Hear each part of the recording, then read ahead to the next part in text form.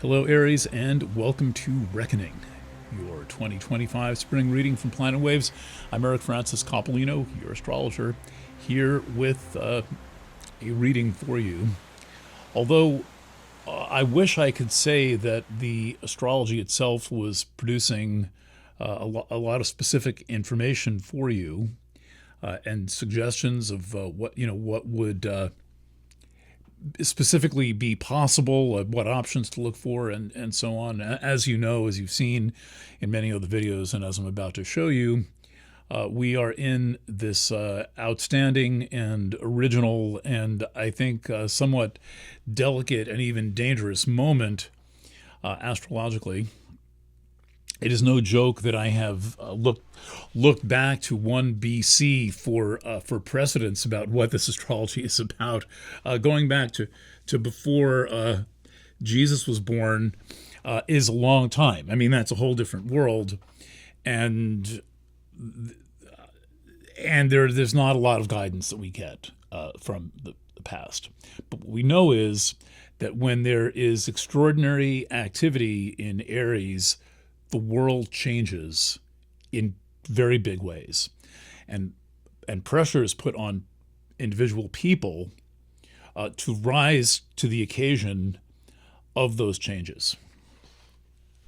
And when you are somebody with a strong Aries signature, which I count to be Aries Sun, Aries Rising, Aries Moon, or Chiron in Aries, including people born at the previous conjunction of Chiron and Eris in 71 and 1972, clear through people born, going back a ways, and then clear through people born into the late 1970s.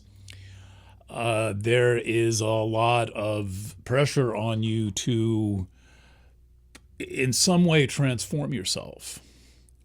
But there are so many different elements stacked against the possibility of transformation, and so many, by which I really mean growth, which really I really mean like functioning in life as an adult responsive to your environment, who understands the commitments that you have, and who wants to be here, and who shows up for your own life. All of those are elements of growth, and we are conditioned to be so far from those things that for many people they don't even really exist. There's not there's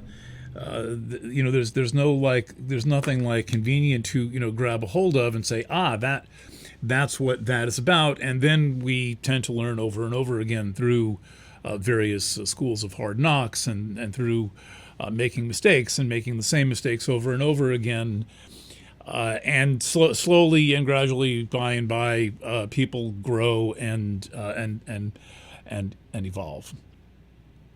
But suddenly there is this enormous concentration of I really don't like the word energy.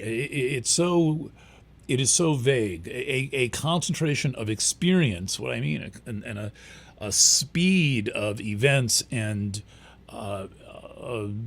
unpredictable developments in the world.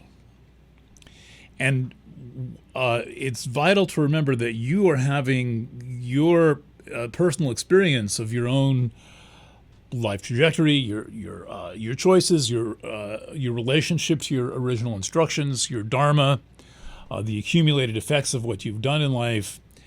All is coming to a kind of fruition right now, but in a time when the world has been completely destabilized by what I refer to as full digital conditions.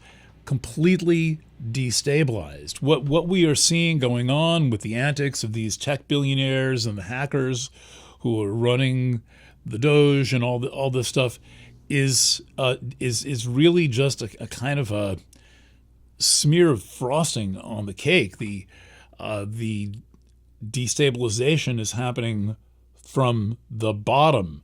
The ground of being is crumbling, and the ground of being is crumbling under the dissolving power of the very medium that we are communicating in, that I am speaking to you in, though I will say that what I am presenting to you is a much more coherent message than generally is allowed or facilitated in this environment. And so there's a lot of ways to describe and think of the crumbling and the shifting of the ground and the tectonic movement. But one way to think about the problem, think about the situation, is that everything that was formerly coherent, and there weren't that many things, but what was formerly coherent has been essentially chopped into a million pieces.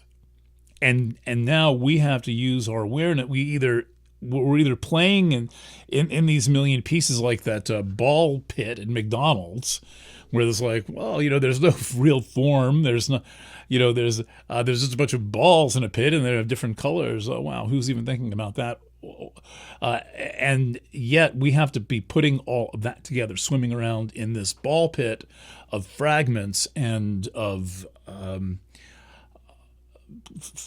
fragments, and the ground of being fundamentally deprived of orientation in the body.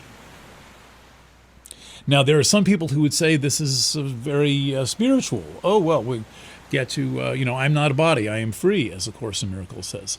But this is a little more like electrocution than meditating in a Zen monastery. And so we're being shocked out of the center of our awareness, shocked out of the reference point of existence by not very friendly external sources, and that is why the result has been so much fear and loss.